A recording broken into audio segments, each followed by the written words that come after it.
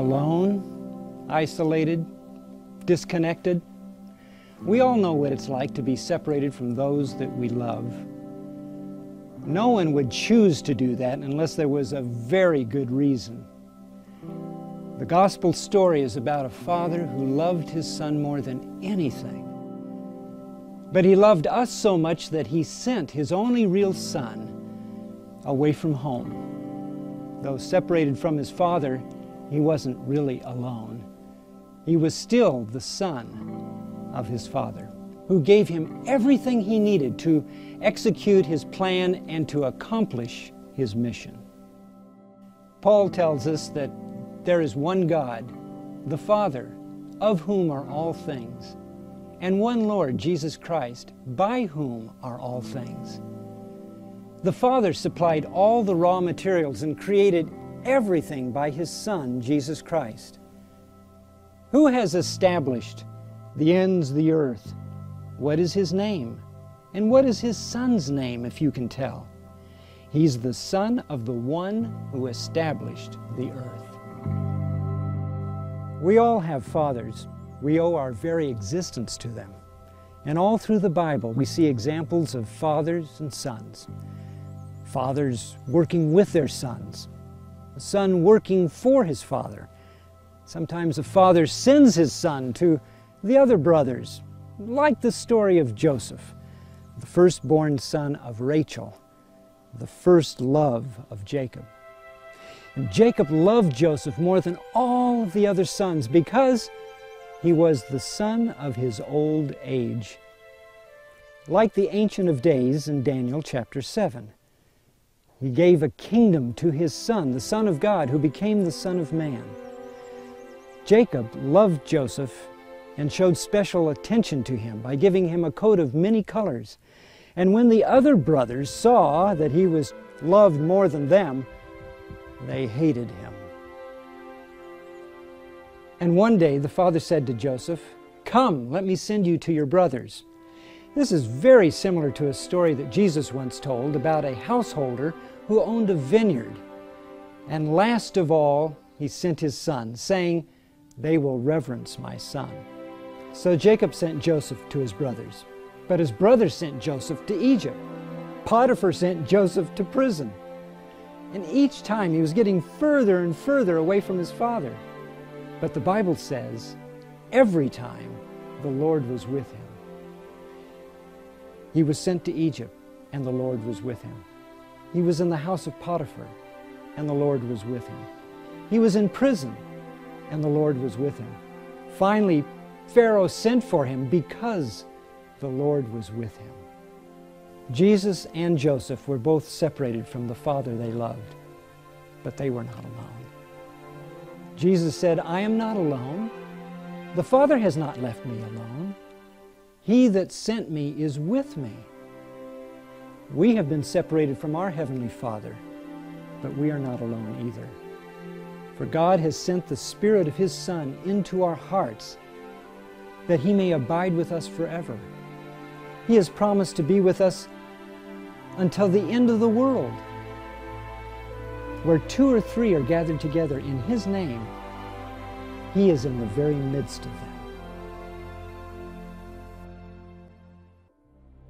Jacob loved Joseph first over all his brothers.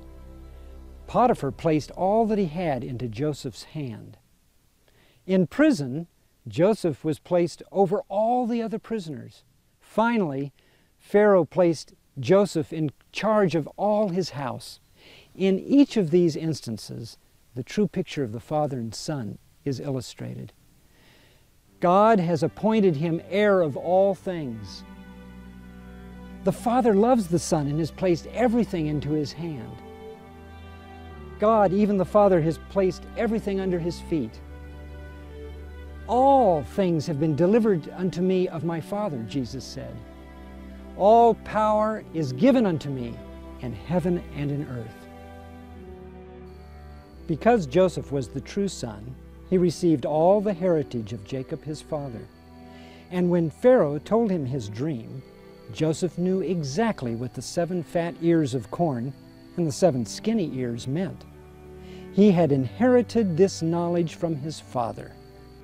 Jacob worked 7 years for Leah, who gave him 10 sons, 7 years of plenty, and 7 years for Rachel, who gave him only 2 sons, 7 years of famine. Joseph was born with the meaning of Pharaoh's dream. God gave him the answer naturally. Then Pharaoh said to Joseph, "According to your word shall all my people be ruled. Only in the throne will I be greater than you." Jesus said that he is the Word of God. I have not spoken my own words, but the Father which sent me has given me commandment what I should say and what I should speak. As Pharaoh was the head ruler over Joseph, so the head of Christ is God. Jesus himself said, "My Father is greater than I." For he that is sent is not greater than he that has sent him. And Pharaoh made Joseph to ride in the second chariot, and made Joseph next to him in all the land of Egypt. So Jesus was set down with his Father in his Father's throne, at the right hand of the Majesty on high. And Pharaoh gave Joseph a new name, and they cried before him, "Bow the knee." So also God has highly exalted his Son, and given him a name which is above every name, that at the name of Jesus every knee should bow, and every tongue confess that Jesus Christ is Lord, to the glory of God the Father.